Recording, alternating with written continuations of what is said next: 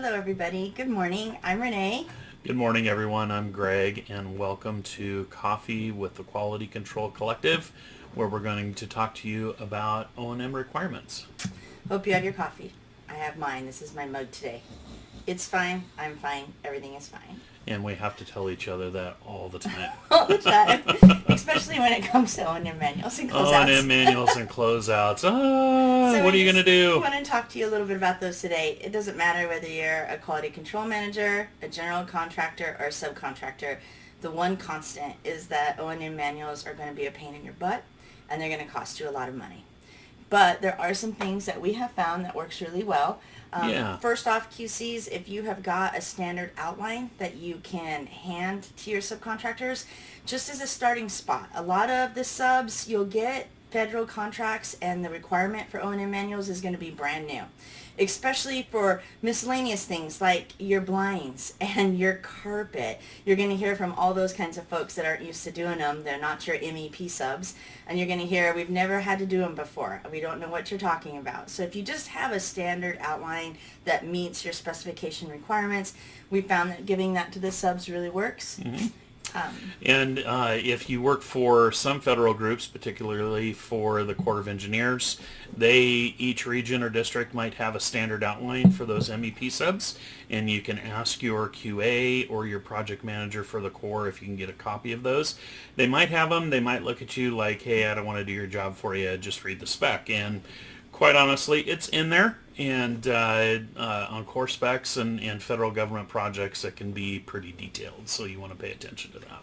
Yeah, and I think our next tip we want to talk about is when you should be requesting your O&M manuals. We have developed and found that it works best for us if we request initial O&M manuals as soon as product data has been approved. What do you say? What?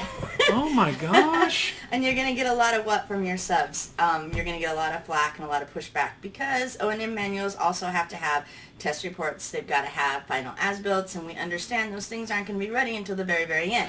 You just approved my product data. I'm not even on the job site yet. What are you talking about? It takes a long time sometimes. Have we heard that before? I think we've all heard that to before. shuffle the O&Ms through the approval process. Many times, even if you have a design build project, then they've got to go through your design team and then to your end customer. So what we do is we tell the subs put placeholders, put a blank sheet of paper in there and say as-builts will be added when they're completed. We'll add test reports here under this tab as soon as they're completed. If you get the initial review approved, format and all the other items, then literally it's just slip sheeting those things in at the end, and you can have those closeouts turned in. Because why is it so important to have closeouts turned in before the end of the project?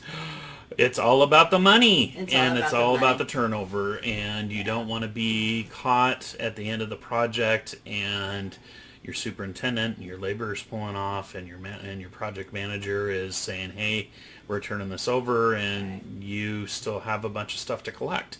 And so that's why it makes sense when the product data is approved, all of the product data for that particular discipline that requires an O&M manual, that you start requesting these things. Absolutely. And you're going to get pushback. You're going to get a lot of flack from the subcontractors, even the ones that know what they're doing and have done it several times, let alone the ones who have never done it before. Right. They're going to give you a lot of grief. But that's also part of your job, QCs, is to educate. It is definitely to educate. I mean, it behooves you.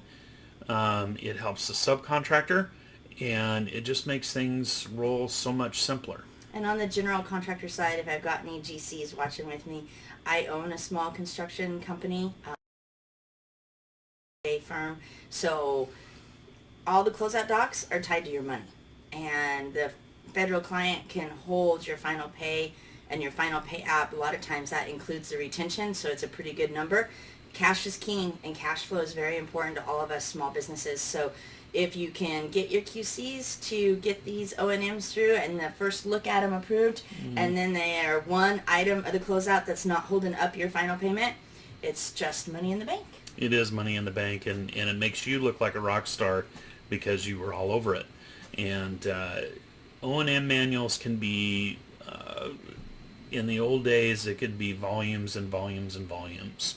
And it takes, once you get an approved O&M manual with all of the items that you're slip sheeting in and things like that, it takes your subcontractors a while to put those together.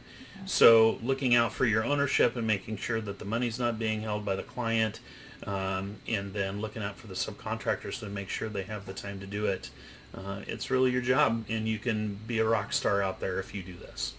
We really hope that these tips have helped you guys today. If they have, please like our video down below and give us a follow for more tips to come. And we appreciate you being with us today. More tips and coffee. Take care, guys.